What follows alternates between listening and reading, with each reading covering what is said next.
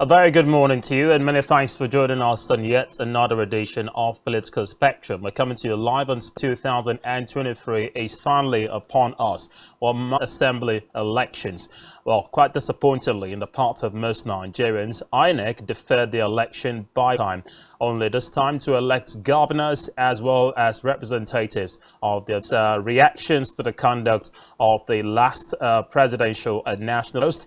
And on that premise, have called for a cancellation of the exercise. Nationwide protest, which they have said will commence sometime this week after denial by INEC to access the bimodal voter accreditation system in the program this morning, but also would revisit the small matter of the candidacy of Akan Udofia as the APC governorship flag bearer in Akwa Ibom State. The Supreme Court ruling did not validate Akan Udofia's candidacy, but rather had only affirmed his membership as a member of the All Progressives Congress in Akwa Ibom State, and also had called for a rerun of the APC Gilbert primaries here in the state. Well, earlier this morning, he joined us on our breakfast program, Rise and Shine, where he spoke to my colleagues, Janet and Uyai, on this matter. We'll do well to play back some of his comments, and we'll get Kintik, gubernatorial candidate of the APC, following the Supreme Court ruling. Barrister Nsika Akai will be joining us live over the line to bear his thoughts on this issue, while we also look at the threats from the Labour Party to go on a nationwide protest if INEC continues to deny it a chance to access the beavers as permitted by a High Court ruling. All of these and more will form the basis of our discussion on Political Spectrum this morning. Stay with us. When we come back from the short breather, the program will continue.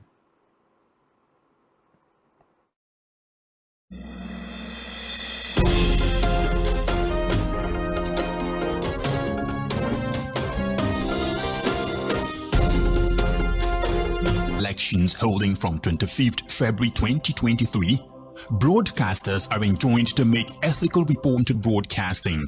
All broadcasting stations must adhere to the principle of legality, decency, and truthfulness. For the avoidance of doubt, the broadcast of a political speech is prohibited. Be professional. NBC, your right.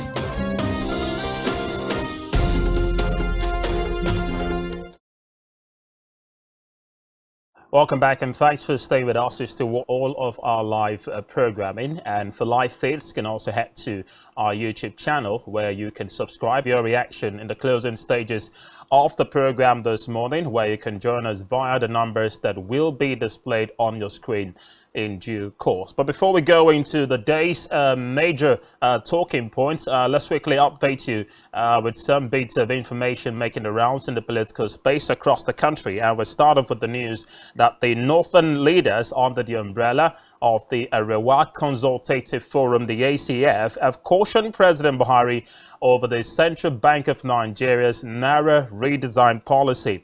Now, they have said that the federal government's refusal to abide by the Supreme Court judgment on the use of the old and the new Naira notes has brought severe hardship on Nigerians that may lead to a social unrest. Well, it's no longer news, of course, that for the third time of asking, the Supreme Court has granted the prayers of some governors of northern extraction who challenged the CBN Naira swap policy, which of course took effect from February 10, when the old 200, 500 and 1,000 Naira notes all ceased to be legal tenders.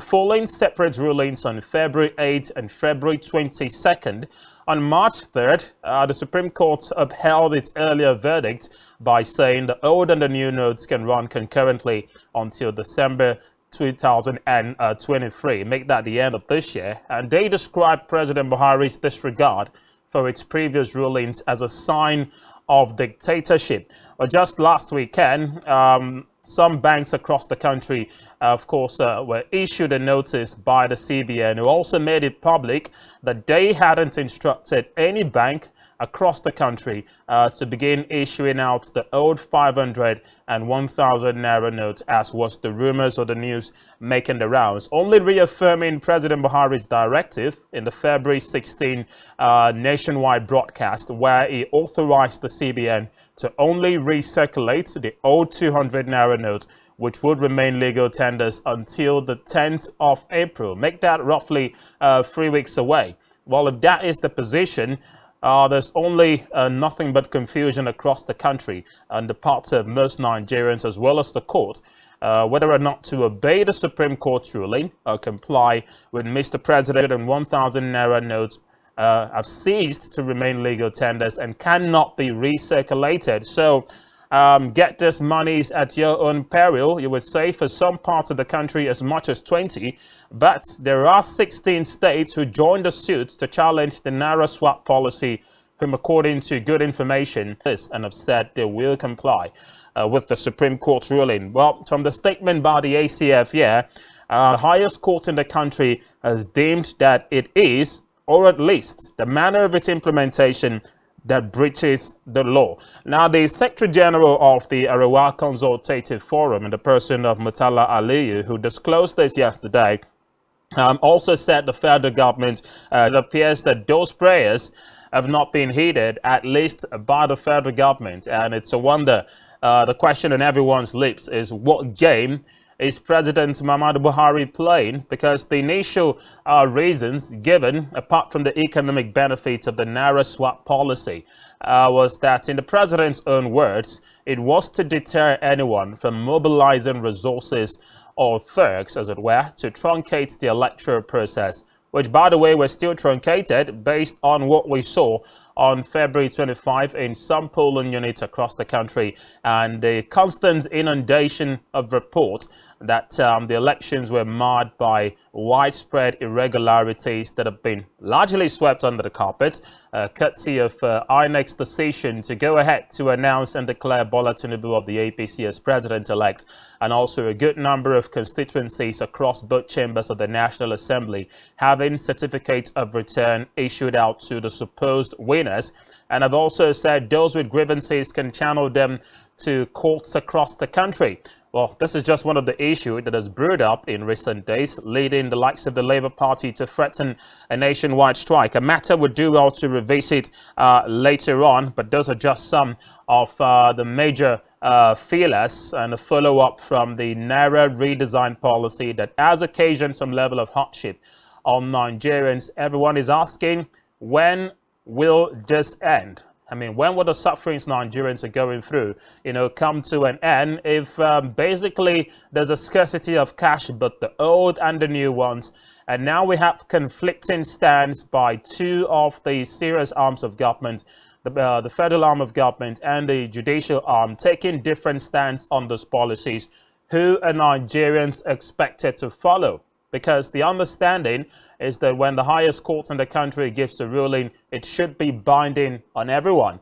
But the president is taking a different stance here. And disappointingly, it's Nigerians who are bearing the brunt of the impasse that has been occasioned by this policy. We surely haven't seen the last of this, but let's move away from that update now and talk about another pressing issue that's been making the rounds recently, and the Socio-Economic Rights and Accountability Project, SERAP, a popular non-governmental organization across the country, have pleaded with President Muhammadu Buhari to order the Minister of Information and Culture, Lai Mohammed, to urgently withdraw, shut them down over their post-election coverage.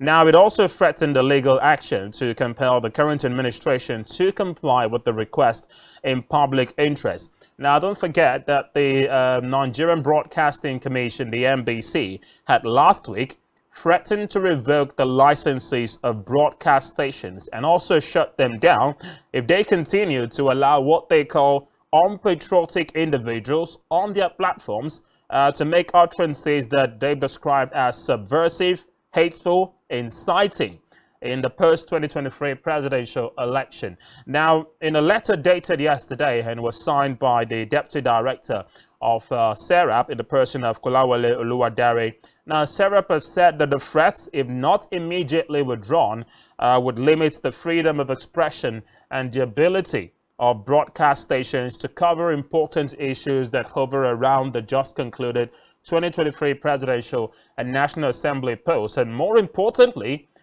ensuring that the defects observed at that polls are not repeated in the March 11 election. So juxtaposing between the responsibility of the press to do right by Nigerians in dishing out information of urgent national importance and complying with the directives of the NBC and by extension the government in this case as regard post-election matters is something of huge importance to Nigerians. But some have said the presidency may have been high-handed by threatening to shut down media houses and broadcast stations for the allegations that they have leveled against most, whom they've said have given their platforms out to people to make subversive comments about the state of the elections.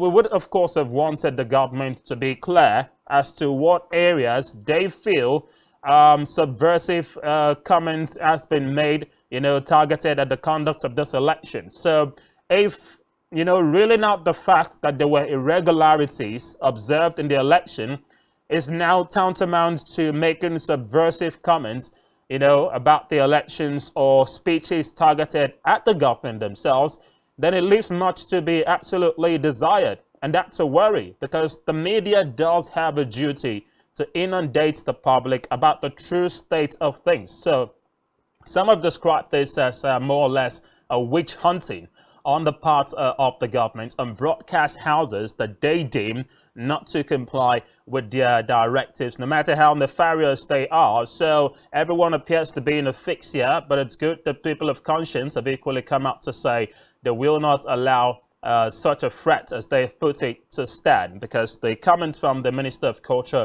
Lai Mohammed, is that not only would licenses be withdrawn, but such broadcast stations shut down if they continue affording their platforms to people to make what they have termed cynic and negative remark about the government or the state of the election. Now, according to SERAP, it is clearly incompatible with Nigeria's constitutional as well as international human rights obligations, having stressed the fact that political expression is clearly a fundamental right, and so the threat by the NBC somewhat represents a significant risk that legitimate expression may be prohibited. So what happens to the right of people to speak and to speak freely, and who is the judge in determining that what someone says may be in some way constituting a nuisance, not just to the government, but to the public? Well, the jury is still out on this one, and it's a matter we'll do well to factor in as well when we do link up with our guest who will be joining us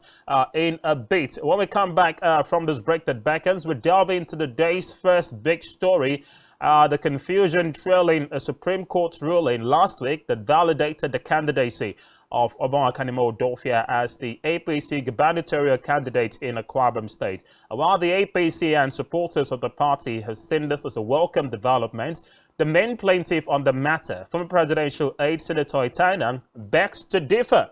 Well, he claims that the Supreme Court's ruling only affirmed the membership of Akan Udofia as a member of the APC and not validate his candidacy as the party's flag bearer ahead of the March 18 polls. Well, he spoke to our sister program Rise and Shine this morning. When we come back from the break, we'll give a playback of that note and then get to talk to Barrister Sikak Akai to give us legal perspective and a true understanding of what the Supreme Court ruling meant about the authenticity of the APC standard bearer in the forthcoming governorship, March 18 State House of Assembly and governorship elections. All of that and more coming up when we come back from this break. Just stay with us.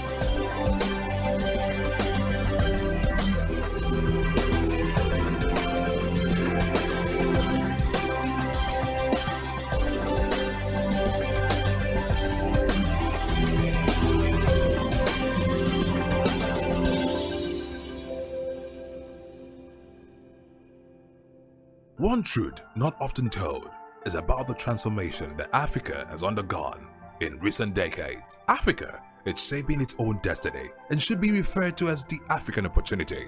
On Spotlight Africa, we paint the African picture the African way, laced with truth, detail, and the color of the African continent. Join Uyai and Akan every Tuesday and Thursdays at 4:30 p.m. Spotlight Africa, telling the African story. The Nigerian police, which is the only one allowed by cross them. Our governors have to share police powers with the president as stipulated by the constitution. We do not have a federal government police force. We have the Nigeria police force, which shall be administered, organized, and supervised by the Nigerian police force. No, my lord, I want to say something. I want to say something here. Perhaps it might also enlarge the scope of people who should be invited here for examination. My lord, if we cannot find those who literally murdered Abiola, who are those people who could be said to be the beneficiaries of the death of Abiola? Rogers has linked you with some of the killings he did. He never did. He linked you with the attempted murder of Hebrew. He did not. My lord, the matters council is leading the evidence in our matters. Is this an adversary proceeding? It's not, my lord, but we can't be talking about cases which are in court, my lord. Is this an adversary proceeding? It's not, my lord. These cases are in court, my lord. I'm just reminding your lordship. My lord, sorry, my lord, I think I'll be in cross-examination. Legally Speaking, a program that deals with legal issues and questions we face as citizens of this amazing country, Nigeria. Legally Speaking. Join us every Friday from 5 p.m. to 6 p.m. for Legally Speaking.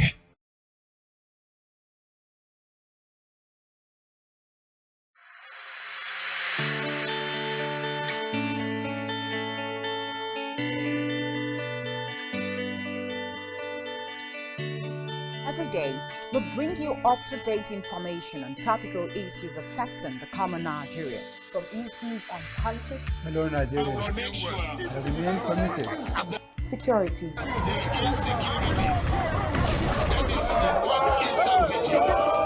education, health, lifestyle, and so much more. Join Janice Kobum and Uyai Akan every weekday from 7 a.m. to 9 a.m. on Rise and Shine Daily, exclusive on Spectrum Television.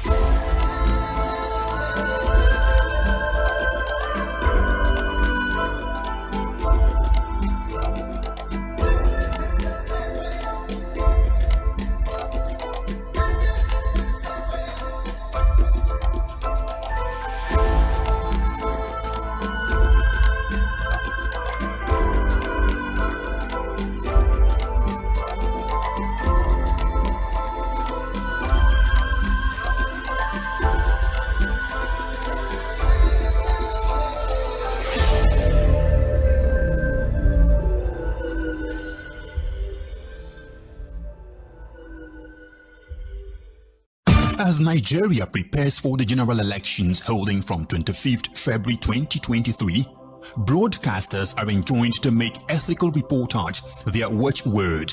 All political programs shall observe the provisions of the Nigeria Broadcasting Code and other extant laws relating to broadcasting.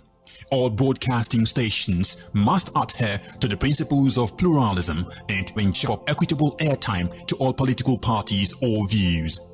All political programs shall adhere to the general principles of legality, decency, and truthfulness. For the avoidance of doubt, the broadcast of a political campaign, jingle, announcement, or any other form of partisan party identification or symbol ends not later than 24 hours before polling day. Hate speech is prohibited. Be professional. NBC, your right to quality broadcasting. Announcer Management.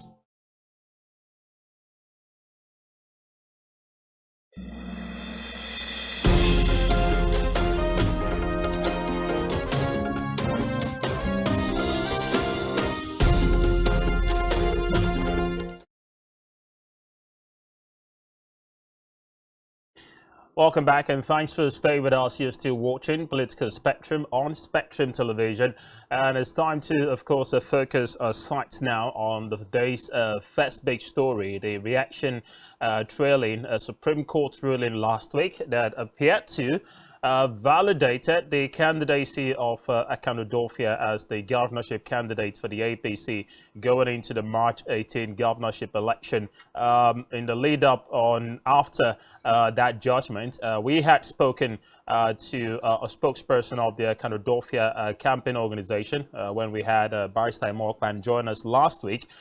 Today we'd like to focus more on the other side of the story, and that's the stance of the main plaintiff himself, in the person of Senator Enang, a former senator, former member of the House of Representatives, and ex-presidential aide, who actually finished second according to the primaries of the APC held back in May last year. But he had challenged the emergence of Akan Udofia as the APC governorship candidate shortly after that primaries, on the premise that he was not a valid member of the APC, having only just joined the party the same week from the ruling PDP in the state to pick up the party's ticket.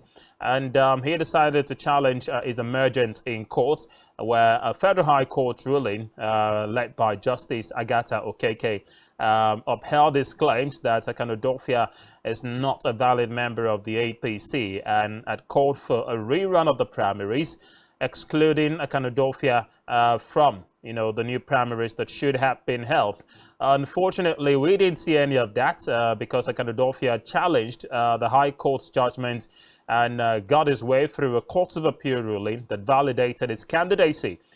Senator Enang, on the other hand, despite overtures being made, decided to chase the matter as far as the highest court in the country, the Supreme Court, who last week finally made its pronouncement upholding the candidacy of Akan Udofia. Well, he has challenged that verdict by claiming there's been a misrepresentation of the Supreme Court's ruling. In his position, the Supreme Court merely affirmed the membership of the APC of Akan Udofia and not authenticate him as the standard bearer of the party ahead of the governorship post. Earlier this morning, Senator Enang joined our sister breakfast program Rise and Shine, where he bared his thoughts on this issue. We'll be talking to Barrister Akan, a legal practitioner and a public affairs analyst. He will be giving us some legal perspective as to the true understanding of this ruling. But let's get some excerpts from what Senator Enang had to say when he was on Spectrum Television's Rise and Shine program earlier this morning. Let's take a listen. Distinguished, and many thanks for joining us this morning. Thank you very much, Janice. Good morning. Okay, so we are two on set, so you're also going to be talking to Uyai and Akan. Good morning, Senator. Good to have you on the show this morning. Good morning, Uyai. Thank you. All right. Okay, so very quickly now, the Supreme Court gave an order sometime last week, Tuesday, affirming and confirming the candidacy and the legality behind this candidacy of Akan Udofia of the APC Akwa State family. But you seem to be having a different stance towards this. Can you just give us your own side of the story? Because we've had so many things, we've had so many stories concerning Akan Udofia and how he left the People's Democratic Party at the nick of time when he wasn't given that ticket to join the All Progressives Congress in Akwa State under a waiver that was given to him. Primaries conducted, and he won you. You were, of course, going for that seat as well, but he won you in the primaries. But there has been a lot of political brouhaha all this while. So maybe you just give us your perspective about all that happened, and we take it up from there. Well, it is fraudulent, and I repeat the word fraudulent, and complete lies for any person to say that the Supreme Court has given an order making Akan Udofia a candidate of the party. I'm sure and I know that has the order as was drawn up by the Supreme Court. It simply dismissed the appeal and did not make anybody a candidate. Now, Senator Enang Udofia is a candidate. Is a candidate. Produce that order and to Spectrum TV announce that the Supreme Court has made him that the Supreme Court has made him a candidate. The Supreme Court did not pronounce me or him as a candidate. The Court of Appeal in my case did not pronounce me or him as a candidate. The Court of Appeal in the case by Sir Austin Utuk and Akanemo Udofia did not pronounce Akanemo or a candidate. They simply dealt with the issue of membership and not candidacy. Now, it was out of frustration, an attempt to hoodwink, and for wrong reasons that they now went to the courts, to the Federal High Court. While the case was pending at the Supreme Court, around the 26th, they now went around the 23rd of February. They now went to the Federal High Court 8, presided over by Honorable Justice Omotosho, and told the court that there was an order by the Court of Appeal that he should be made a candidate. They did not produce the order to that court. They produced the judgment. And the court ordered that the INEC should obey the order of the Court of Appeal, not order of the Supreme Court. And yet, the order of the Court of Appeal did not make him a candidate. The people keep telling lies to the public. They keep telling lies to the public. And I repeat for the third time, these people and this team telling lies to the public.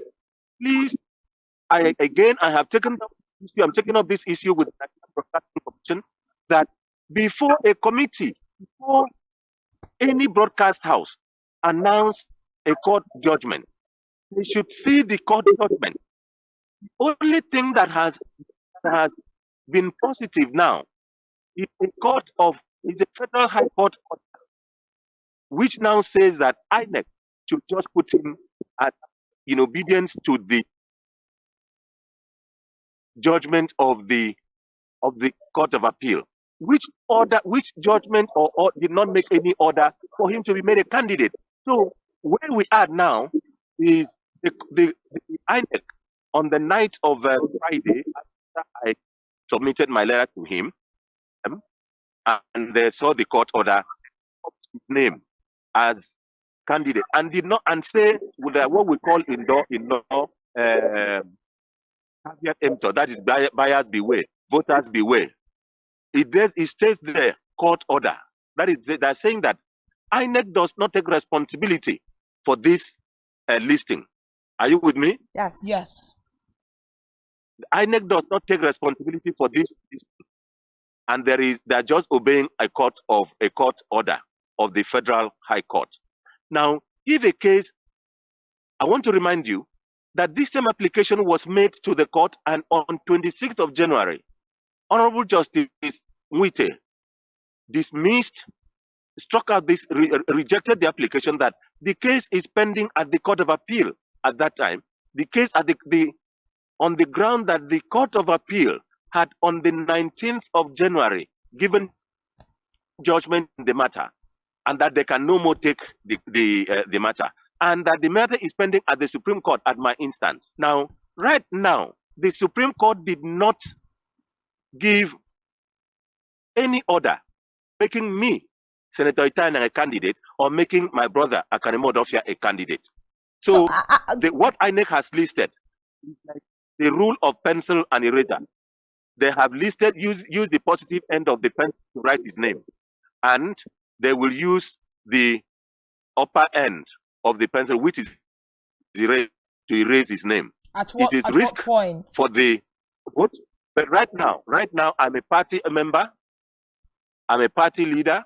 I will join the campaign for APC. So that by the time this matter is finally concluded, as whether his name or it's my name that should be on the ballot, or whether anybody on the ballot, if we win, I will take the benefit, or he will take the benefit. So I am campaigning for our party. I'm urging people to vote now that we are on the ballot, so that when we win, it is either me or Udofia that will be the candidate. I am urging the people to join hands and let us vote, because right now there is only one common problem. I mean, there is one common enemy of the state. That is APC.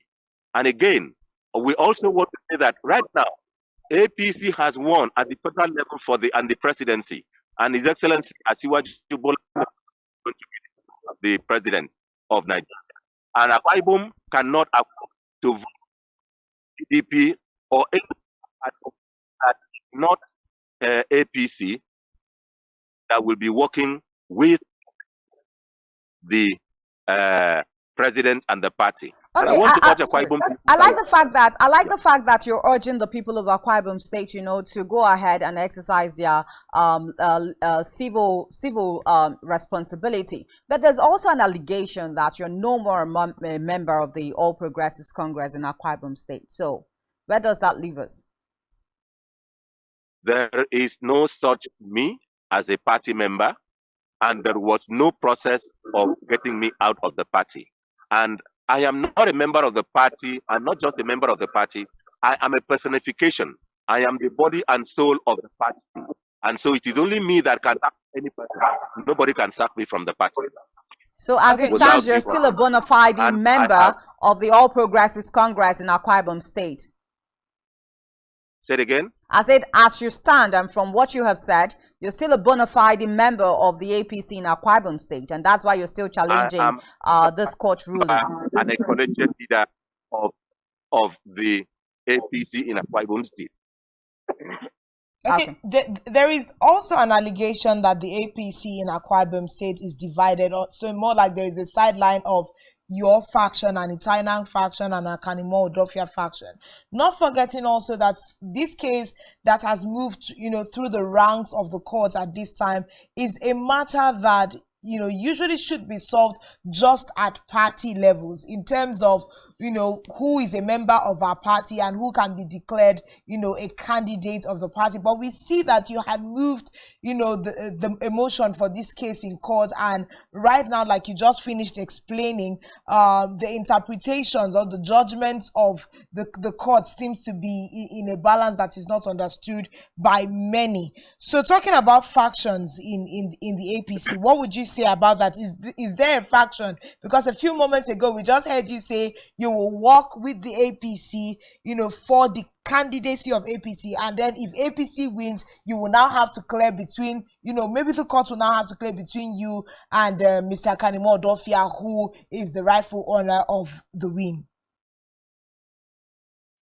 Who is the rightful owner of what? Now you're saying that you would, you just encourage the citizens to go ahead and vote for APC as a party. Eventually, let's say the APC wins the election, we would have to ratify who is the candidate for that position. Now we are saying there are postulations that there are factions within the APC. How do you reconcile that? I didn't say there are factions within the APC. No, I'm asking. Yeah, we're asking you to clear the air on that. Well, every political party and every political organization is silos and families. And it is the silos and family that comes together to form a party. And after forming the party, there are always interested families. Just like APC, it was an amalgam of the ACN and the CPC and the NNPP. As it were. And so there are still groups. But for me, you can't have a faction in a state. You can have factions at the national level. You can have factions at the state and the national level, but where we are now is that we are not going to talk about factions, because we will not see factions on the ballot paper. You will see APC. We are working together and trying to have. You will not see the name of Senator Enang. You will not see the name of Udofia. You will see APC. So I'm encouraging every person to go and vote APC. We will solve and resolve our internal family matter. If this internal family matter has not been resolved in all this month, leading up to. All right, that was Senator Enang, former senator from a House of Representatives member and ex-presidential aide, talking to journalists and OI earlier this morning on our breakfast program, Rise and Shine, where he has maintained his position that the Supreme Court ruling hasn't made any pronouncement as to who is the governorship candidate of the APC ahead of the March 18 gubernatorial elections. He only maintained that it simply affirmed the membership of Akan Udofia as a member of the APC in Akwa Ibom State, but not the candidate of the party. And as equally said, not even himself, Senator Enang, is the candidate of the party. So his position seems to mean that the Supreme Court's ruling only ordered and called for a rerun of the APC governorship primaries. How feasible in the world is that when the elections are just barely 5 days away? Some have said this is just mere rhetoric being pushed around by Senator Enang, and just to save face after facing, what was a very, very sad ruling that did not go in his favor, courtesy of the Supreme Court's judgment last week. Or is there really a truth to what he's saying? Well, we've been trying to link up with Barrister and Sikak Akai. There's been some technical issues in getting through to him owing to service providers, but we do well to bring him up just before we close up shop, just so we can get a legal perspective on this matter. Because last week we heard from Barrister Imwopan, a spokesperson of the APC Gubernatorial Campaign Council in Akwa Ibom State, who were quite pleased with the Supreme Court ruling. And as a matter of fact, by virtue of the extension of the election as deferred to 1 week by INEC, it has afforded Akan Udofia a chance to begin as local government campaigning, since by virtue of the postponement of the polls, so was an extension of the campaigning period just to interface with the people of the state and push forward his so-called prosperity mantra that he hopes would win over the support of the locals ahead of the polls. But can we have a governorship election in Akwa Ibom State without the APC if the position of Senator Enang is to be affirmed when he claims the court simply asked for the party to go back and conduct another primaries? Is that the true state of things? Or is he just mopping up already established murky waters as we lead up to the polls? Well, when we do also link up with Barrister and Sikak Akai, we'll be talking about that hopefully before we wrap up. But we have to go to Imo State, where we're going to look at the day's second big story, the aftermath of the presidential election on February 25. A Court of Appeal ruling in Abuja ordered the Independent National Electoral Commission, INEC, to allow the opposition parties, PDP and the Labour Party, to access the bimodal voter accreditation system BVAS machines that were used for the conduct of the February 25 polls. It's been days since the since the Court of Appeal made that ruling, but INEC has refused to grant access to the Labour Party and the PDP to access the BVAS, which, by the way, were reconfigured, and its time frame for elapsing is tomorrow. Make that 4 days to the governorship elections, for which reason the court had allowed INEC to reconfigure the BVAS. So if INEC has gone ahead to reconfigure the BVAS and haven't allowed the Labour Party and the PDP to have access to it, just so they can ascertain the certified true copies of a true reflection of what happened on the election day, then it means we have a big matter on our hands, and the Labour Party is threatening a nationwide broadcast. Basil John is in the Imo State capital, Owerri, and will be joining us to bear his thoughts on this issue. Don't go anywhere. When we come back, the program will continue.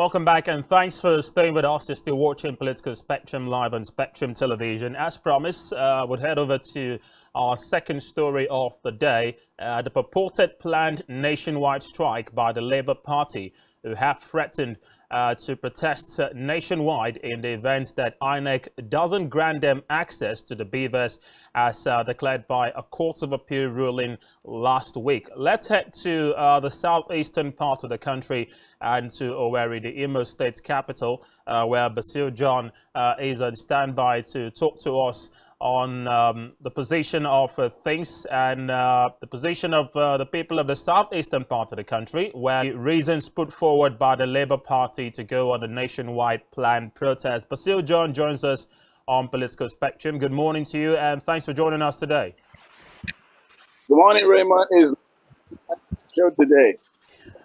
Thank you very much as well, and thanks for obliging us another of your time on the program this morning. Let's get straight to it. The news making the rounds starting from late yesterday up until this morning is that the Labour Party, who finished third at the concluded February 25 presidential polls, have threatened to embark on a nationwide protest because they've been denied access to the beavers by INEC, despite a Court of Appeal ruling that permitted them to do so.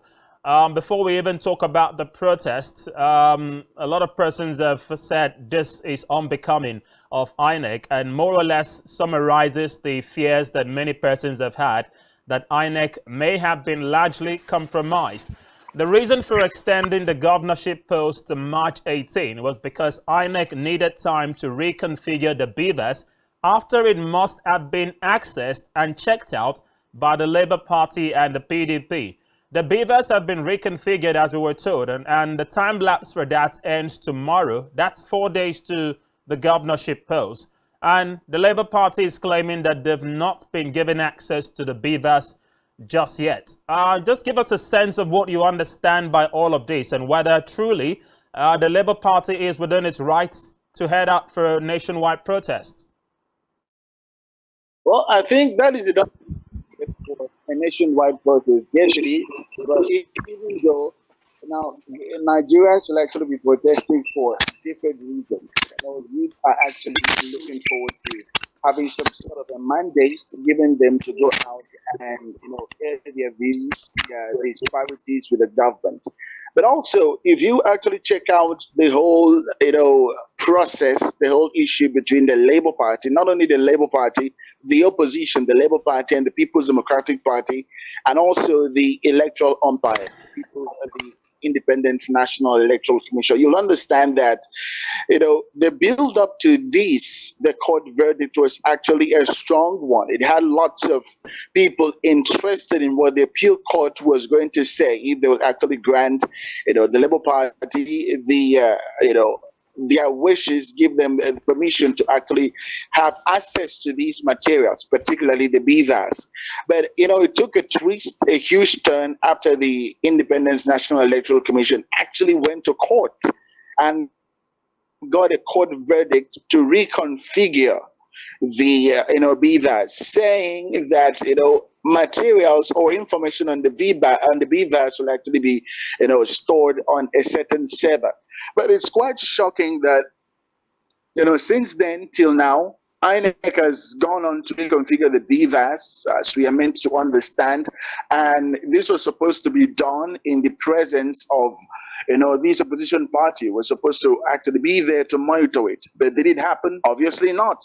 Now, obviously not, because the Labour Party and its spokesperson, they have come out to say, starting from the national chairman, he came out to say that, INEC are not obeying court order, which is actually smelling foul.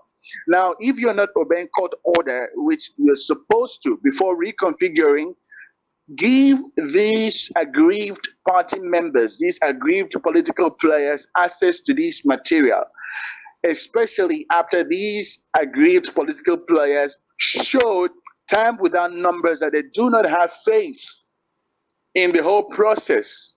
After INEC actually spoke, and after speaking, giving their guidelines, and they didn't entirely follow the provisions of the Electoral Act of 2021. And that is enough reason for a protest. Now, the words on the street, Ray, as I tell you, this is as current as this morning, conducting a survey, and also people speaking, calling in via different programs on the radio, happy that, the protest is long overdue. They're just waiting for the word go.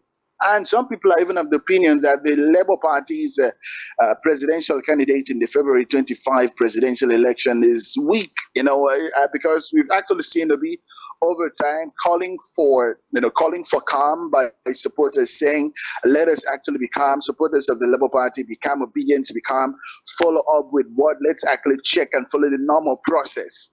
But now, aggrieved members in some quarters of the obedient family are of the opinion, or they've actually come out to say that, well, why is Peter Obi not actually giving the go-ahead? And I'm saying, is Peter Obi the one to give the go-ahead, or it is the Labour Party as a political party? So we actually keeping fingers crossed to see how well things will actually go, in the next few days. But currently in Imo State, as I speak to you, Ray, tempers are already fled because, for over 5 days now, 4 to 5 days now, the state has been in total blackout. And this is just because Labour is on a strike, protesting their own demands with the state government. And Imolites are not particularly happy with the situation right now in the state. Finding Nupeng have said they will join, and the EEDC, the Enugu Electricity Distribution Company, have issued a statement of joining in the strike and are cutting out electricity. Now, with this happening, if Labour Party also comes out to say, okay, we will be protesting on so date, believe you me, I think that the aggrieved parties, who especially in Imo State, who are already angry with what is going on, actually find a way to go out, and they will actually find a way to go out and make things actually come out. Well, interestingly, Basil, the bigger concerns here as to whether or not people will head out to the streets. I'm very sure this is one thing that's probably playing on the minds of the leaders of the Labour Party and the Peter Obi's Presidential Campaign Council, whether or not these kind of protests would degenerate to a level of chaos that would require the use of, security agencies to suppress any uprising that may lead to a breakdown of law and order. Perhaps this is what has informed the choice of Peter Obi himself to ask his supporters not to head to the streets. But now that the Labour Party has pulled the plug on the possibility of having a protest, not just a protest, they're threatening to occupy every INEC office nationwide. Looking at this threat and the statement made by President Buhari when he congratulated President-elect Bola Tinubu, he asked the aggrieved parties to channel their grievances to court. That's one. And two, just last week, the presidency said anyone expecting the elections to be cancelled is wasting his or her time, and have said no such thing would happen. Everything has to be determined by the court. And until then, in their eyes, there is nothing wrong with the elections. In the face of all this, do you feel the fears, let me be very direct now, the concerns of having another EndSARS repeat itself again is the reason why the likes of Peter Obi is having cold feet in calling his supporters to head to the streets to protest? Well, Raymond, EndSARS protest wasn't unconstitutional. Protesting is not unconstitutional. It's called a demonstration. And it is one of the numerous ways where citizens of the country actually air their views or get government to actually understand their concerns. But the thing is, when it is hijacked by hoodlums in different quarters to sabotage the whole process, EndSARS was entirely some sort of a survey of what is to come. Now, why I'm saying is the fact that it started out hugely peaceful, but not for the event of the 10th of October 2020. 10/10/2020 was the highlight of the whole EndSARS, and it had to end with that presidential speech given by President Buhari some days after that to actually bring the calm. Now, President Buhari has asked the aggrieved parties, Labour Party, People's Democratic Party, and other parties to head to court. That they have done. Court has given its verdict. Has it been followed to the letter? Now, there is a level, there is a limit to which people can take. And trust me, even Peter Obi might not be able to contain the citizen because, if you check this out, it looks like, they're taking Nigerians for a fool because look at this. The court has given a verdict.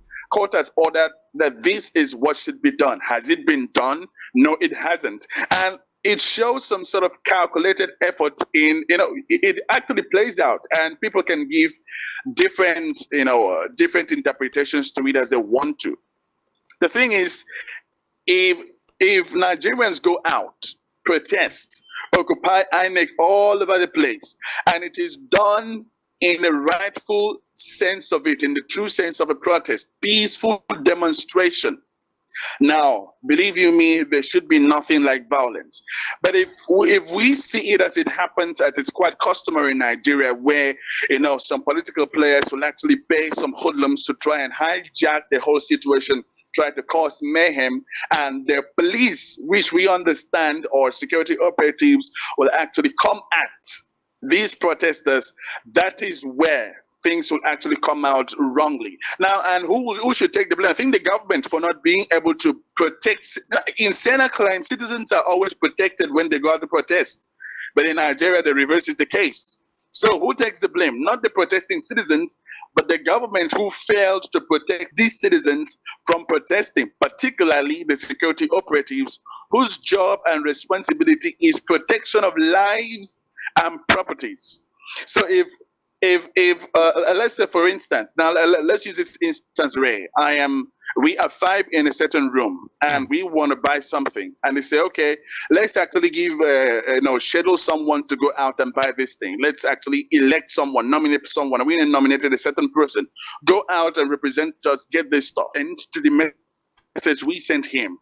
Now, we have every right and or duty to ask this person to question us, why are you protesting? So, as it is right now, I think it is eminent not to head to the street gas or, themselves in. So, it's actually down to the government.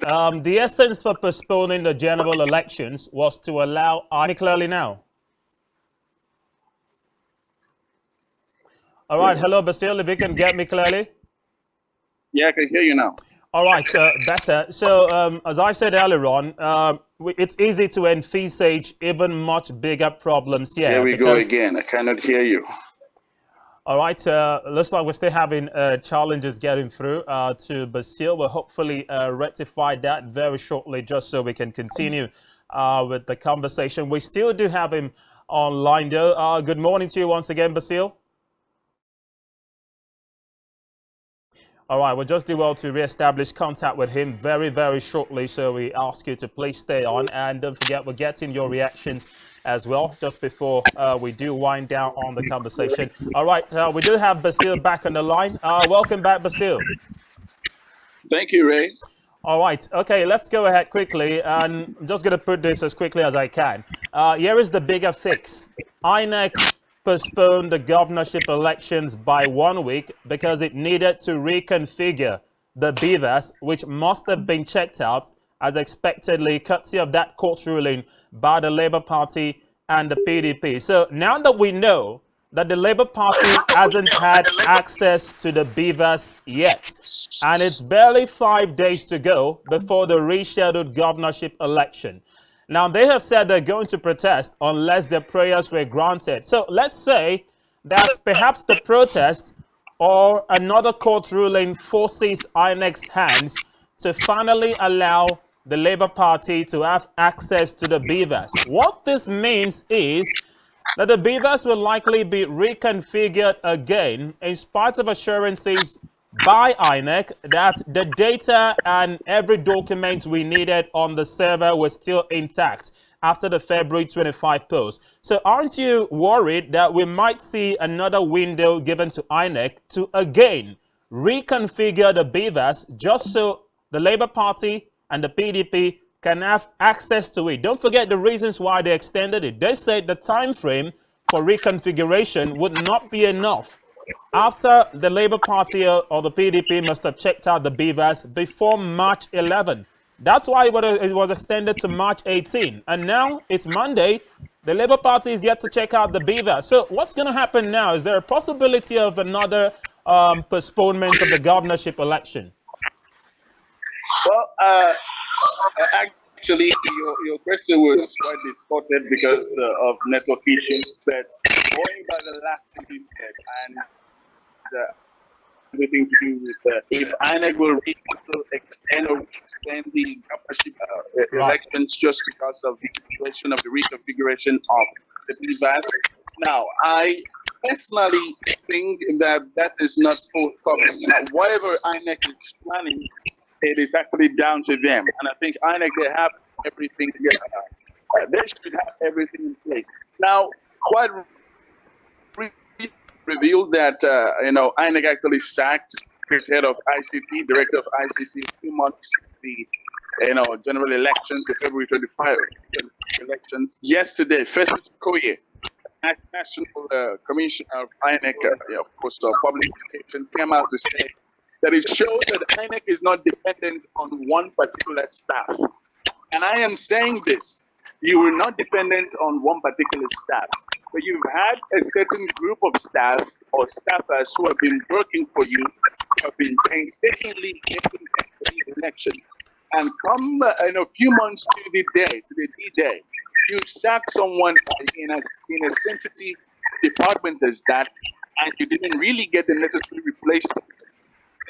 Coming up also, I think the whole story is more like it's a fable, it's a bedtime story. One you tell it, you have to put him to bed, because eventually INEC understands that we are not fools in Nigeria, and they will have to take the heat over and over and over again. Now, check this out, Ray. The elections was the March 11 election was postponed to March 18. Just so INEC will be accorded the time, the duty, of course, all the necessary apparatus, the necessary time to reconfigure and get set. Now, believe you me, Ray, the elections on March 18 will actually go on. And I think it had to happen. Personally, the projections are possibly because INEC actually actually went to court to get a verdict to reconfigure. Now, if you're going to court to get ready to reconfigure, it only makes sense that you extend the date just so it looks as if you are definitely prepared or you actually did something. Now, I will not be surprised if on Saturday we will have the same problem we had in 2007, 2011, 2015, 2019, and 2023, which is the same problem of logistics, which I believe that by now they would have learned their lessons and make everything possible. And also, I think no matter what happens, I'm quite confident, well, not speaking as an authority, but based on facts on ground and based on some permutations and gathering all these broken pieces, that come March 18th, that INEC will actually hold the governorship and state assembly. Will it be done without this problem of logistics? That I doubt. Will it be done without, INEC servers having the same issues it had on February 23? That I doubt, because in different quarters, already come out to say that the February 25 election was some sort of eye-opener to people in the state, that you can use the instrumentality of the state to influence what is going on in your state. Now, let's use Imo State as an example. Over the weekend or on Saturday, Labour Party in Imo State came out to actually say that Imo State government, particularly APC in Imo State as a ruling party, have made the necessary, plans to make sure that, institute people in their party in line with accusing the resident electoral commissioner of being in line or going to the gallery of the state government and the ruling party to institute in respective state houses of assembly, respective constituencies in Saturday's election. Now, we are going to cover that more when we have a chat with them later this evening. But that is the word on the street, and this is only in Imo State. And we've seen this in other states. And if you understand that well, the February 25 election was only, some sort of a template in which Saturday's election is whole. And Nigerians are even wiser. So the aftermath of that election, of Saturday's election, is even worse. the aftermath of Saturday's election is going to be worse, because eventually we're going to understand that Nigerians have seen it all, and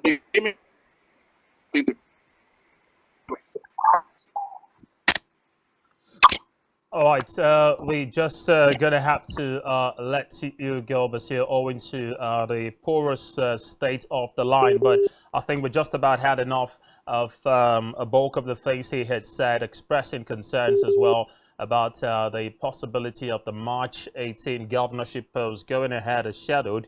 If all the things we've just opposed actually come to light, the fears around the reconfiguration of the BVAS, which was the paramount reason why the governorship and state assembly elections were postponed by a week. And that's because the Court of Appeal not only granted access to the BVAS by the Labour Party and the PDP, it also permitted INEC to reconfigure the BVAS in time for the conduct of the March 18 elections. Don't forget, it should have been on the March 11th, but INEC raised concerns about having the BVAS ready in time for the governorship polls if the Labour Party and the PDP were to be given access to check out the BVAS in the state that it was after the February 25 presidential and National Assembly polls. And in spite of the assurances that every information on the BVAS was safe and intact in the server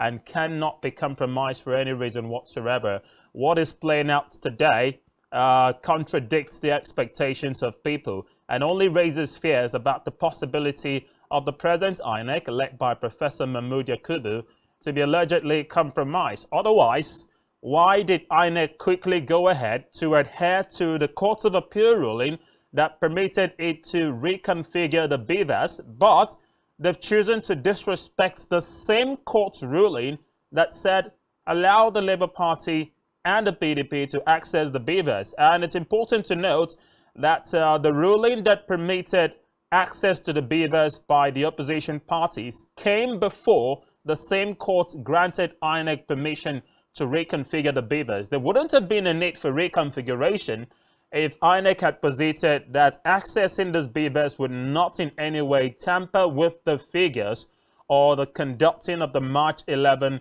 governorship and state assembly polls. But all of these reasons were factored in, and it's the main reason why INEC's prayers were granted and they postponed the elections by a further week. So if the Labour Party's grievances are not actually attended to and the party's prayers are not granted, it's already been granted, by the way, by the court, only INEC is having cold feet in implementing it. And hence, it has led to the accusation by the Labour Party that INEC is frustrating its petition against the outcome of the 2023 presidential polls by not allowing it to inspect election materials as ordered by the court. And they have raised this alarm, threatening to go on a nationwide protest, blocking all INEC offices nationwide. We have an election coming up this weekend, don't forget. So if the Labour Party makes good on its threat to embark on a peaceful protest and possibly blockade every INEC office across the country, it means it will largely impede the activities of INEC in the build-up to the governorship polls, meaning this protest is targeted at preventing the governorship or state assembly elections from going ahead until INEC does what is right, and that is complying with the court's ruling by simply allowing these parties to have access to the BVAS. So what is stopping INEC from doing this? And does it raise the question about the compromise level of the electoral umpire?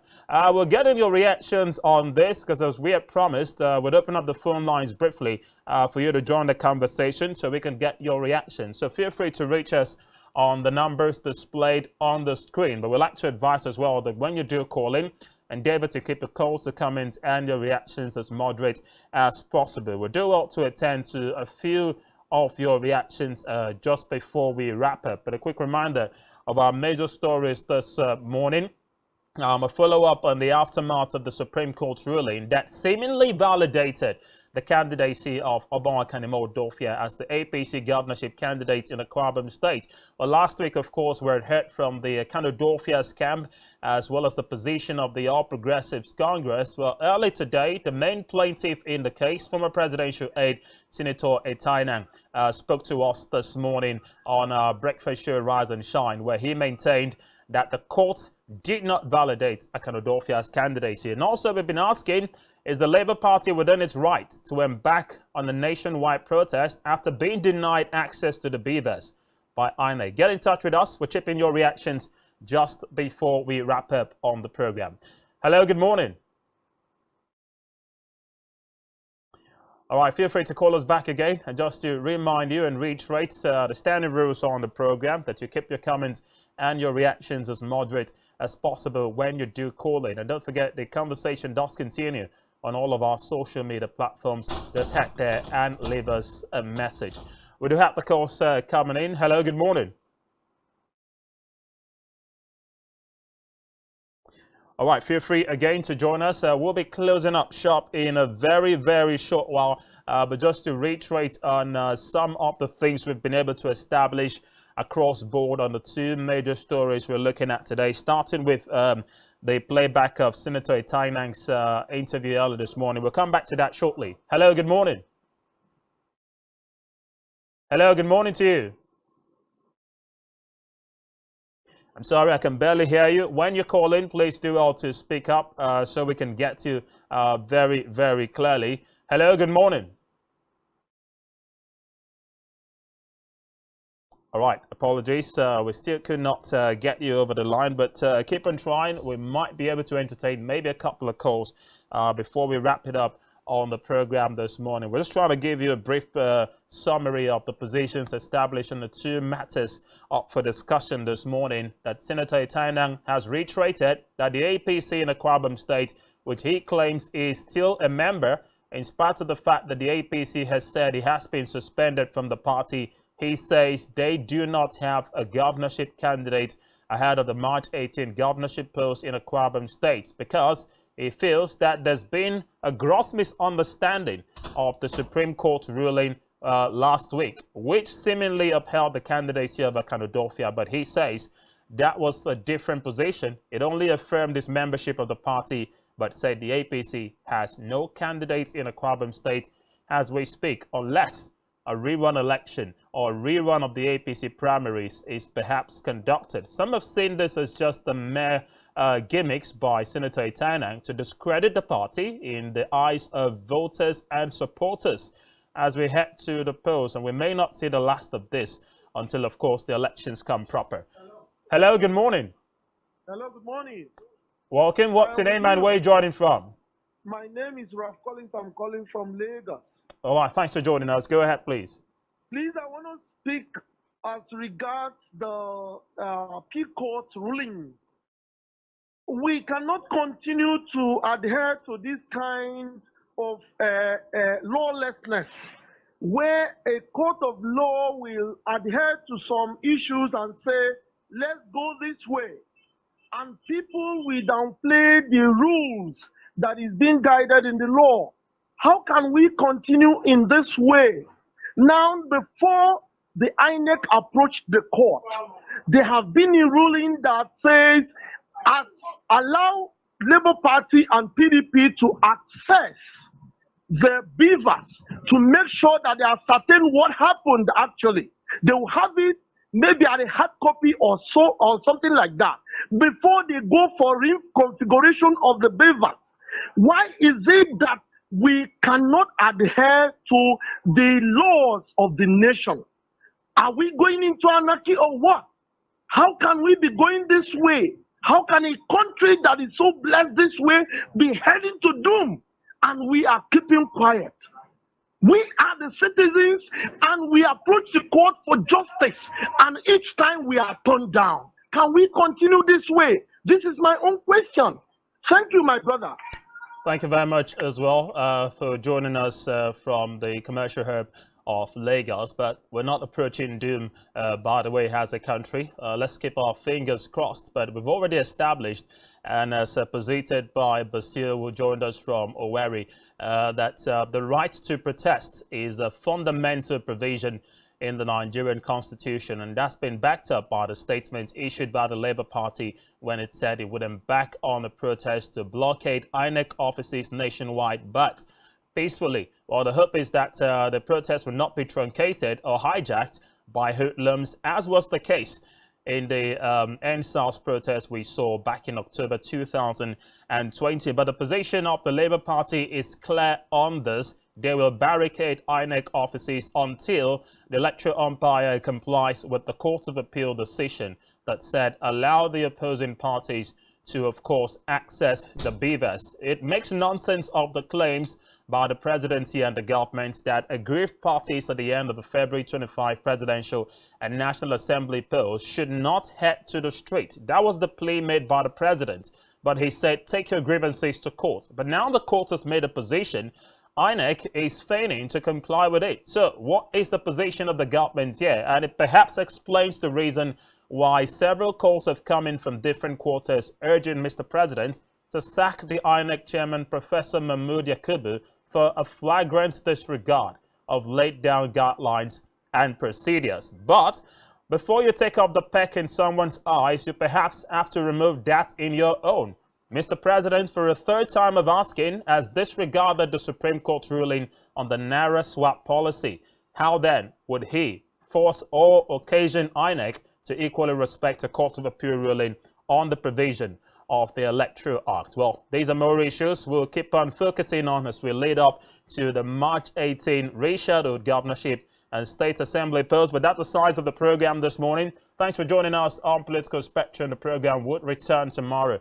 Join us again if you can. Until then, enjoy the rest of the day's broadcast. From me, Raymond Eta, and the rest of the crew, thanks for watching, and bye for now.